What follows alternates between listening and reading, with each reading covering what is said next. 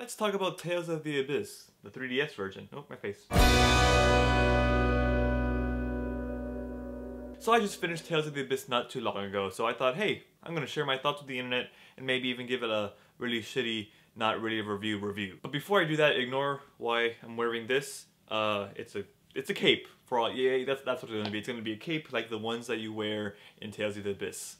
A little colorful cape. Anyway, let's get back to Tales of the Abyss. So, I've been told by a whole bunch of people, a whole bunch of times, that I need to play something of the Tales series. I love JRPGs, so people keep telling me, hey, Tales is a great series of RPGs, you gotta play one.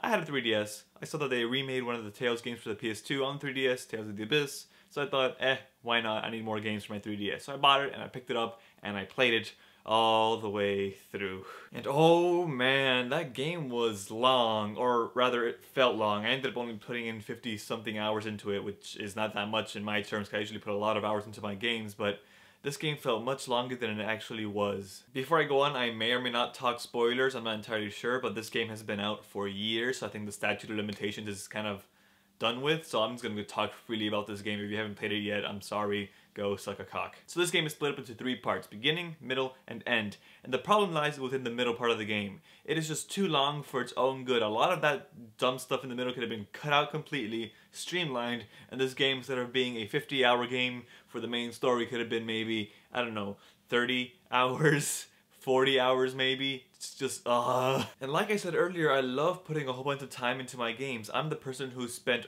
hundreds of hours on the Persona series in general, plus I don't know how many hours into Pokemon, and I don't know how many hours into Kingdom Hearts, and I'm putting a whole bunch of hours into Skyrim now. So yeah, I love putting a whole bunch of hours into my games, but this game just didn't warrant all that time. It wasn't a good enough game. Oh, and I wasn't even really doing the side quests either. I did maybe a couple of them just to get my way through and get some extra items so I can get more better at fighting stuff. But I did grind a lot, so I guess that kind of made up for it. Oh, and the characters. I almost forgot about them. They're so cliche, but then again, a lot of JRPG characters are pretty cliche, so maybe I shouldn't be taking off points for this one.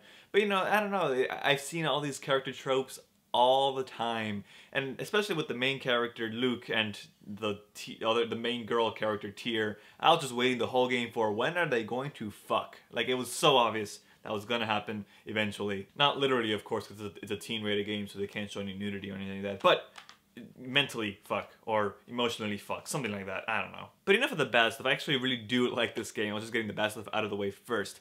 I really enjoyed the combat, even though it was pretty simple and ended up just being button mashing near the end. There was something so satisfying about smashing my enemies with my sword and then casting spells and watching them explode. And even though the characters were cliche and silly, some of them did end up growing on me. Kinda like Tyr, mainly because I wanted to touch her with my pee-pee. And honestly, the whole overarching story wasn't that bad either. Sure, it was a standard end-of-the-world type of scenario, but the way they went about it was pretty cool, with the whole Earth sinking into the center of itself. It was kind of weird, but I enjoyed it. Though all the weird vocabulary gets kind of confusing, especially in the first few hours of the game, because they explain nothing of it. They just stick you right in, which is kind of jarring, to say the least. But anyway, that is my little mini talk about Tales of the Abyss. I thought maybe, I don't know, I don't really do reviews of video games, but let me give it my review treatment, the same review treatment I give to movies. So, let's go. I don't know why I trailed off at the end of that sentence, but anyway, here is the final score. So I really did enjoy the story. It kept me pretty interested up until, you know, the middle part where it kind of dragged on for a bit, but then it picked back up near the end. A thing that I was kind of middling about was the fact that there isn't a ton of voice acting in the game compared to the Japanese version. A whole bunch of little skits in the middle of the game are only text, which gets really annoying sometimes. And the thing I didn't like was the fact that it just dragged on in the whole middle part. I went through that already, but you know, it was kind of boring. Overall, I'm gonna give this game a 3 out of 5. If you have a 3DS, sure, go pick it up, but only if you are already a fan of the Tales series, or that you're trying to find some JRPGs for your 3DS. Other than that, kind of skip it. Anyway, that was my little mini review of Tales of the Abyss. I know I did not a great review for video games, but I'll hopefully evolve over time. Anyway, if you've played any Tales games, tell me in the comments what is the next Tales game I should play. I'm probably thinking Tales of Graces F for the PS3. Or if you haven't played any Tales games, why not? Or are you just not a JRPG fan? I don't know. Anyway, thanks for watching. I'll see you guys in the next video. Bye!